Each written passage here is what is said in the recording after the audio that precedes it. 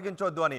కుమార aunty షాపును తొలగించకుండా ఆమె business చేసుకోవడానికి సహకరించండి అన్నారు. అంతేకాదు ముఖ్యమంత్రి రేవంత్ రెడ్డి కుమారి ఆంటీ షాప్కి వస్తానని కూడా చెప్పారు. స్వయంగా సిపిఆర్ఓ ముఖ్యమంత్రి రేవంత్ రెడ్డి సిపిఆర్ఓ ఈ ట్వీట్ని చేశారు. ఒకసారి నేను కుమార్ ఆంటీకి ఫోన్ చేస్తాను లైవ్లో.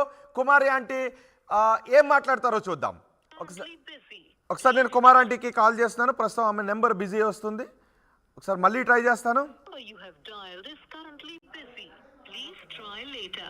బహుశా చాలా మంది చేస్తూ ఉండొచ్చు కుమార్ ఆంటీకి, ఎందుకంటే ముఖ్యమంత్రి ఆదేశాలతో ఆమె ఇప్పుడు చాలా హ్యాపీ కూడా ఫీల్ అవుతూ ఉండొచ్చు. Yeah, Kumar aunty phone ring అవుతుంది. ఓకే,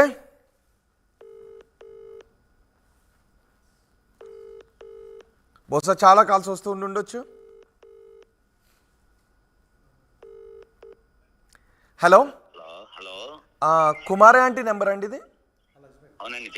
నమస్తే అండి, మేము ఆర్టీవీ నుంచి మాట్లాడుతున్నాం అండి. కుమారి ఆంటీ ఉన్నారా? మీరు ఓకే, నమస్తే. మీ పేరు? బాబ్జీ గారు, మీ బిజినెస్ క్లోజ్ అవుతుంది అని మీరు చాలా ఆవేదన చెందారు, చాలా బాధపడ్డారు.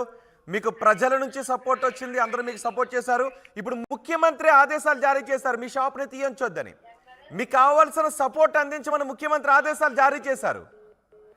ఈ విషయం మీకు తెలిసిందండి? ఓ కాల్ కట్ అయింది, మళ్ళీ చేస్తాను.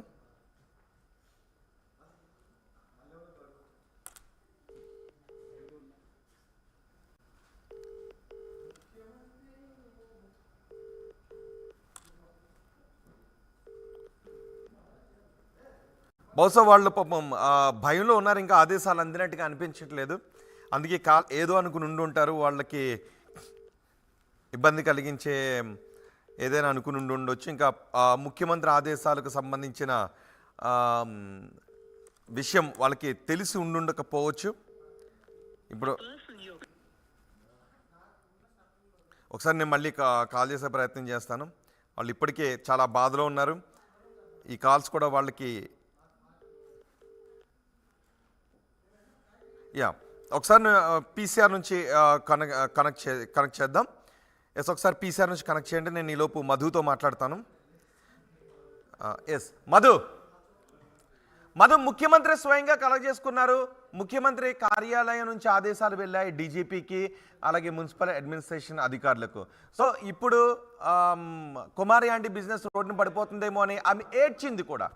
సో ఈ ఆదేశాలు కుమారి ఆంటీకి అందాయా? ఎందుకంటే మనం మాట్లాడుతుంటే ఈలో కాల్ కట్ అయింది, బహుశా అందలేదేమో. అందుకే వాళ్ళు ఇది ఏదైనా ఇబ్బందికరమైన కాల్ అనుకుని ఉండొచ్చు, అందుకే ఫోన్ లిఫ్ట్ చేయట్లేదు. ఒకసారి మళ్ళీ మన పీసీఆర్ నుంచి కాల్ కనెక్ట్ చేసే ప్రయత్నం చేస్తూ ఉన్నాం. ఒకసారి అనేంద్ర, నీ దగ్గర నెంబర్ ఉంటే ఆల్రెడీ